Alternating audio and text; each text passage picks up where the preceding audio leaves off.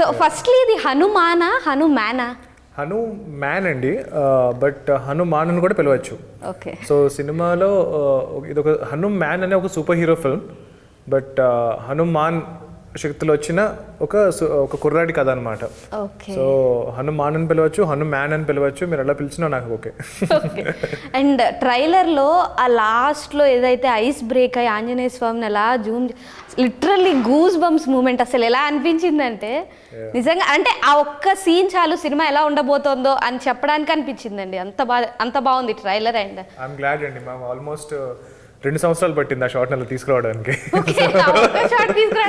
అంటే ఆ సీక్వెన్స్ అంతా కూడా అంటే లైక్ ఆ షార్ట్ క్వాలిటీ అంటే లైక్ అన్ని ఒకేసారి ఒక షార్ట్ తర్వాత ఒక షార్ట్ చేయం కదా, అన్ని షార్ట్స్ సైమల్టేనియస్గా వర్క్ చేసుకుంటూ వస్తున్నాము. సో మాకు కూడా ఫైనల్గా లైటింగ్, టెక్స్చరింగ్, మొత్తం కాంప్ అన్నీ అయిన తర్వాత ఆ షార్ట్ చూసుకున్నప్పుడు మాకు కూడా సేమ్ అదే ఫీలింగ్ కలిగింది. అండ్ ఫస్ట్ పోస్టర్ రిలీజ్ చేయగానే అంటే ఆదిపురుష్కి ముందు రిలీజ్ అయింది కదా, సో ఇది కంప్లీట్గా ఆంజనేయ స్వామి లైఫ్ మీద తీస్తున్నారేమో అన్న ఫీలింగ్ అప్పుడు వచ్చింది. కానీ తర్వాత ఇప్పుడు ట్రైలర్ రిలీజ్ అయ్యాక ఓకే ఆంజనేయ స్వామి భక్తుడి స్టోరీ అనేది ఇప్పుడు క్లారిటీ వచ్చింది.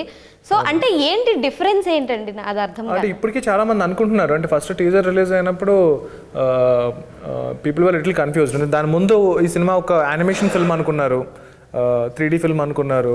బట్ తర్వాత టీజర్ రిలీజ్ అయిన తర్వాత కూడా ఇది హనుమంతుడి కథ ఏమో అనుకున్నారు.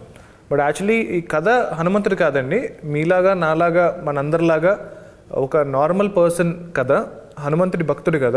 సో అలాంటి వ్యక్తి ధర్మం గురించి నిలిచినప్పుడు ఎలా హనుమంతుడు ఆయనకి హెల్ప్ చేశారు అండ్ ఎలా తన పవర్స్ని ఇచ్చి సూపర్ హీరోని చేశారు అన్నది మన కథ.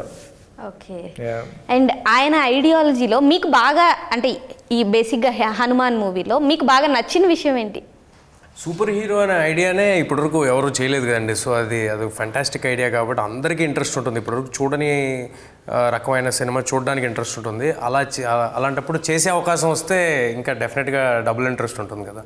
అండ్ అంటే బేసిక్గా ముందు అనుకున్న విషయం ఓకే, మీ లుక్ రిలీజ్ చేసిన తర్వాత మేబీ శ్రీ ఆంజనేయంలో నితిన్ గారి క్యారెక్టర్ అలా ఏమన్నా అమాయకంగా ఇలా ఉంటుందేమో అనే ఒక ఆలోచనకు వచ్చారు.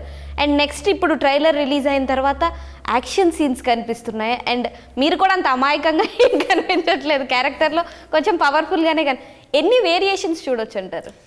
రెండు రకాలుగా ఉంటుందండి. అంటే స్టార్ట్ అయినప్పటి నుంచి అలాగా బలవంతుడు లాగా సూపర్ హీరో లాగా ఉండడు. సో ఆబ్వియస్గా మన వాళ్ళందరూ సూపర్ హీరో సినిమాస్ మనం చిన్నప్పటి నుంచి చూసే ఉన్నాం, స్పైడర్ మ్యాన్లు కానీ బ్యాట్మ్యాన్లు కానీ. సో వాటిల్లో లాగే ఒక ఆరిజిన్ ఫిల్మ్ కాబట్టి ఇది సూపర్ హీరో సినిమాల్లో తెలుగులో ఆరిజిన్ ఫిల్మ్ కాబట్టి ఒక మామూలు కుర్రాడు, వాడి లైఫ్, వాడు ఎలా ఉంటాడు, వాడికి సూపర్ పవర్స్ వస్తే వాడు చేసే విన్యాసాలు ఏంటి అనేది చాలా ఎంటర్టైనింగ్గా ఫుల్ యాక్షన్ ప్యాక్డ్గా చెప్పడం జరిగింది.